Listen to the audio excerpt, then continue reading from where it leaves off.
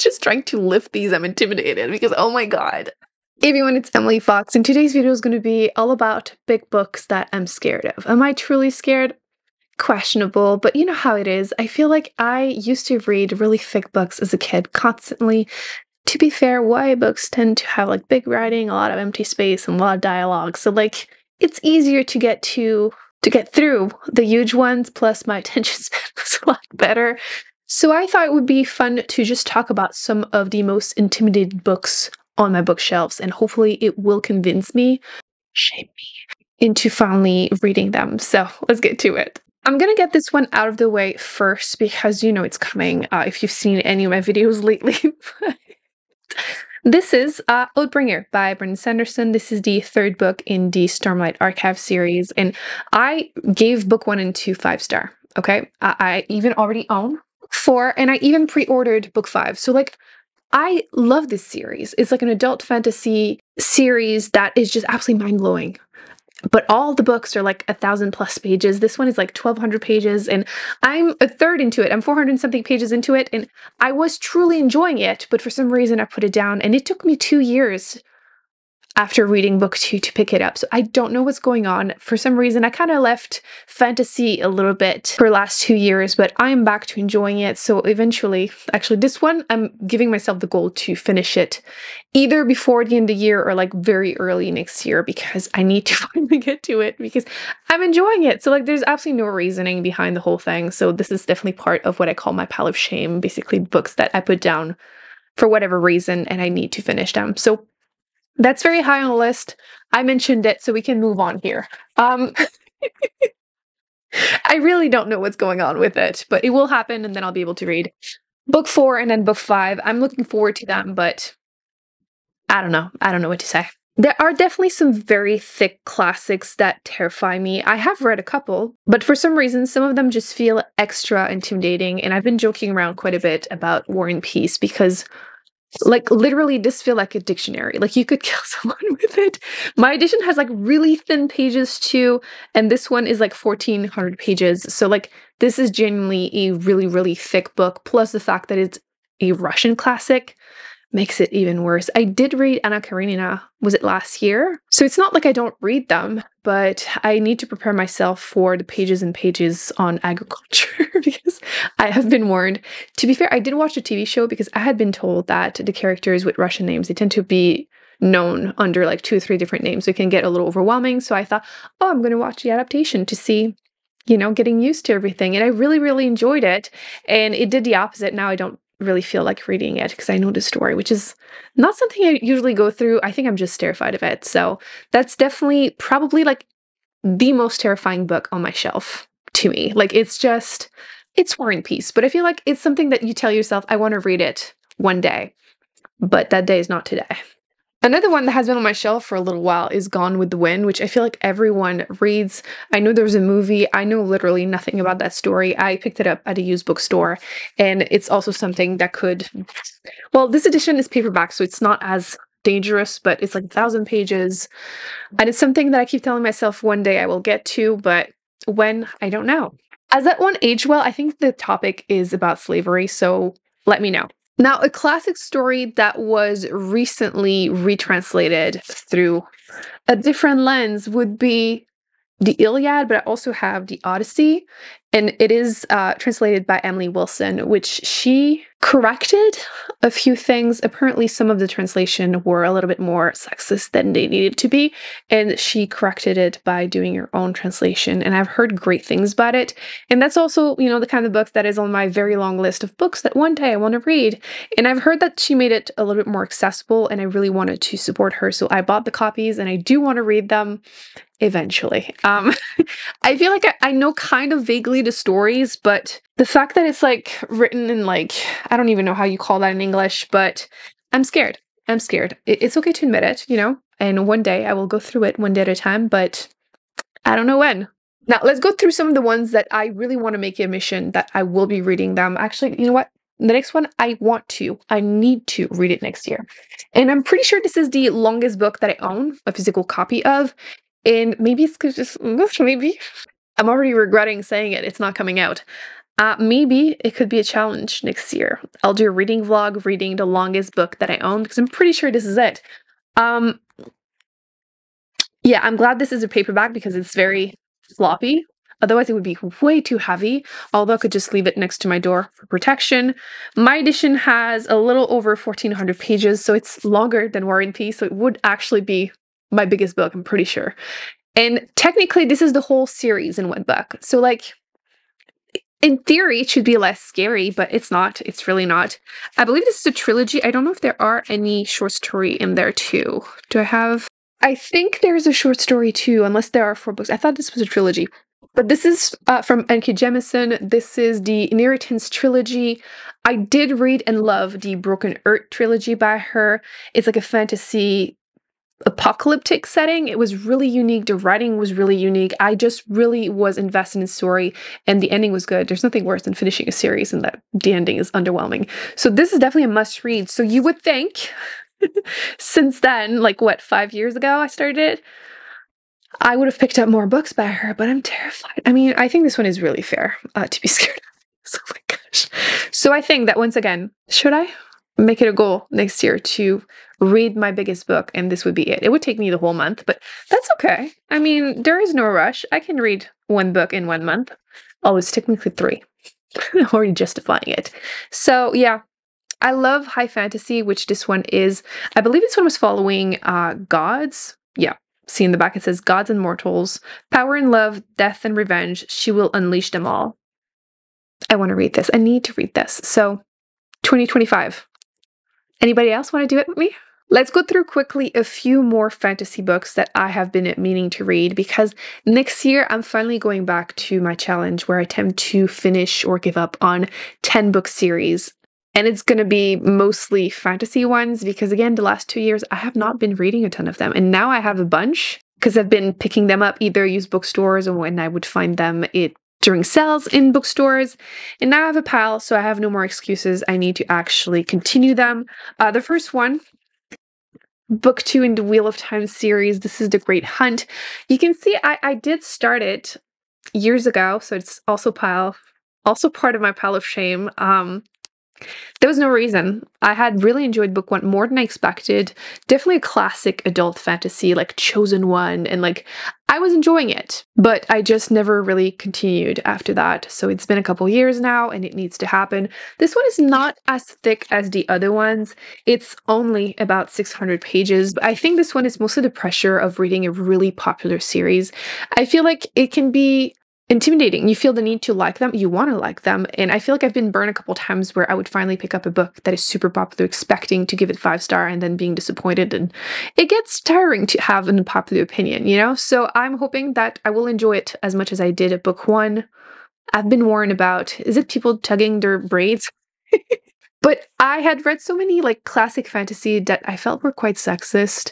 So I was worried about reading book 1, but I didn't end up having any issues with that one. So again, absolutely no excuse here. So this is definitely on my list. I also had The Hunger of the Gods, which I had enjoyed book 1. This one is more Viking inspired, and book 3 is either coming out any seconds or just came out. So I could binge read the whole series, but that's another one that is really thick and it's really popular. So there's pressure. It's 600 pages, but I had really enjoyed the magic system. So I guess I could put that on my list for next year.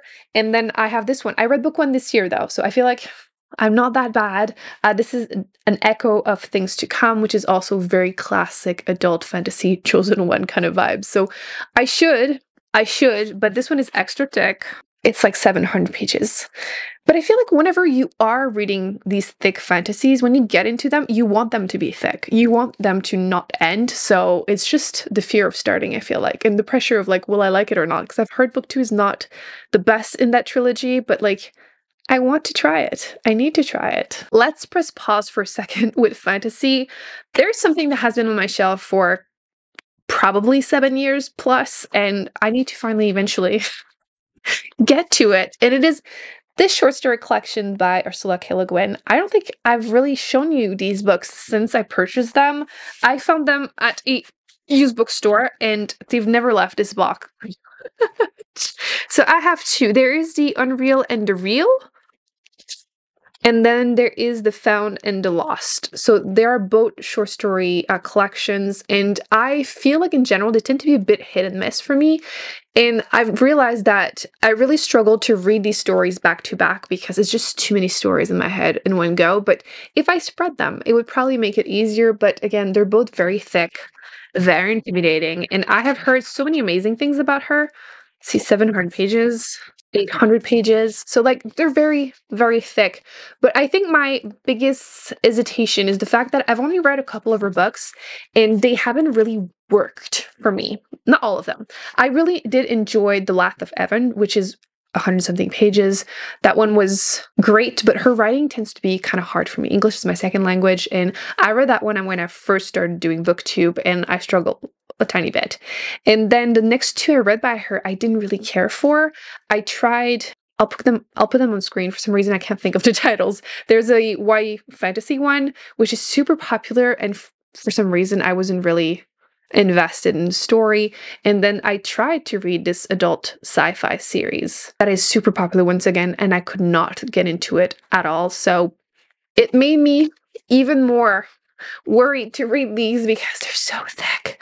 And for some reason, there's the pressure. I don't want to put them down, right, if I start them. So it's on my list eventually. Like, I could tell myself, try to read one a day, but it's going to take me like the whole year. So in the box they go back for now. If you've read these, please let me know if they are worth it or if there are specific stories you think I should pick up ASAP. And I'll try one day. I feel like child Emily would be judging me so hard because she would look at this and be like, yeah, I want to read this ASAP. And now I'm like, short attention span, not that much time. I think there's also the pressure because you don't have as much time as you had as a kid. You don't want to read books that will be disappointing. And it brings me a lot of joy to have thick books on my shelf that I think I'm going to give 5-star to. So I have that future joy, you know, waiting for me on my shelf. And when you get to them and they're not great, it's disappointing. But this could be good. This could be really good. What do you consider a big book, by the way? Because for me in general, I told myself it's usually a book that is over 500 pages because there are definitely some classic ones that are short, but they can be scary even then. I wanted to mention quickly one that is just over 500, and I think this is considered modern classic. Maybe I've always thought this was a classic, Middlesex, but turns out it's a recent release. This was published in 2002, but for some reason, I always associated that one as a classic. Maybe, like I said, modern classic. It's over 500 pages, and for that reason, I found it intimidating. It's been on my shelf for a couple of years, but in general, it's been something that I told myself that once again, one day I will get to. And my edition is 530 pages, but there's a lot of writing. There's a lot of writing. I'm looking forward to it because I've heard nothing but praises. Do you say singular or plural? Nothing but praise, but it's been on there for a couple of years and I have yet to pick it up. Finally, I wanted to give a shout out to some nonfictions that I have that are over 500 pages. Once again, I feel like nonfiction, shorter ones can still be scary, but we're sticking to the thick ones for this video. I have one that is part of, once again, my pile of shame. I started it, it got returned to library, so I bought a physical copy and I have yet to finish it. This is Stamped from the Beginnings, the definitive history of racist ideas in America. Like I said, I was really enjoying it as an audiobook and it got returned, and now I don't know where I was at because I did not put a post-it, so I probably should get it back from the library to figure out where I was at and then physically continue it. I do feel like this is a book that you want to have a physical copy so you can annotate and put a bunch of post-its if that's your thing, but I was really enjoying it and it got returned, and my edition is over 500 pages. I mean, especially if you count the notes, but that doesn't really count. So that's definitely a thick one that is scary. I mean, when you're reading history in general, for me, that tends to be intimidating because it is so thick. There's just so much to say about it.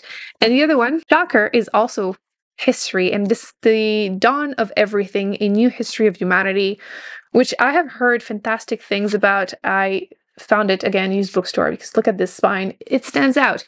My edition is over 600 pages. Well, just under if you remove the notes, which there are a lot, but it passes my criteria of 500 pages. But again, history, it tends to be something that I go a lot slower through. So one day I want to pick it up. It just has not happened yet. Now I want to know, have you read these books? How did you feel about them? Are they also scaring you on your shelf? What's on your shelf that you have yet to pick it up because you are intimidated? I feel like I used to read thick books a lot more. Like if you look on Goodreads, you can see these stats. You can see like your shortest book and longest book of each year. And I used to read really thick ones. Like I know I read like It or To Stand by Stephen King, and they're both like 12 plus 100 pages. In the last couple of years, I think my bigger books that I've read were like 600, 800 pages. So nothing that big. So I need to get back into it. That's why, like I said, I think I will make it a small goal to, yes, I do want to read the thick fantasy books, but that's going to be that serious challenge. But I do want to pick up, where is it? The scariest one.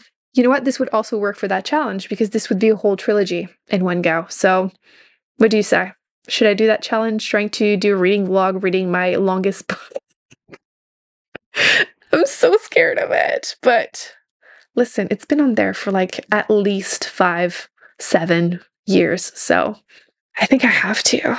I think I have to. So if you want to pick it up, I'll announce it whenever I'm ready to read that for the challenge, and you can try and read it too, because oh my God. Like this, it doesn't look that bad, right? And then you turn it around and it's like chunk.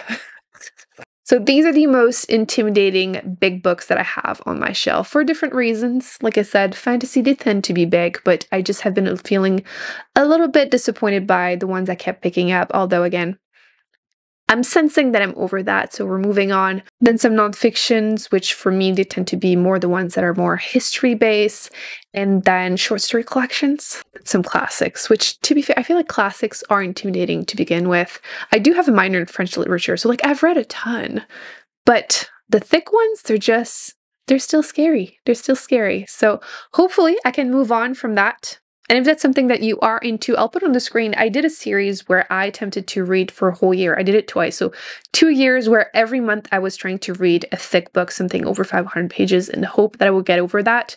And it worked for a while. And it's been a couple years, so maybe I should do it again. But not next year. I have already too many challenges. I hope you enjoyed this video. I will see you in my next one. Bye.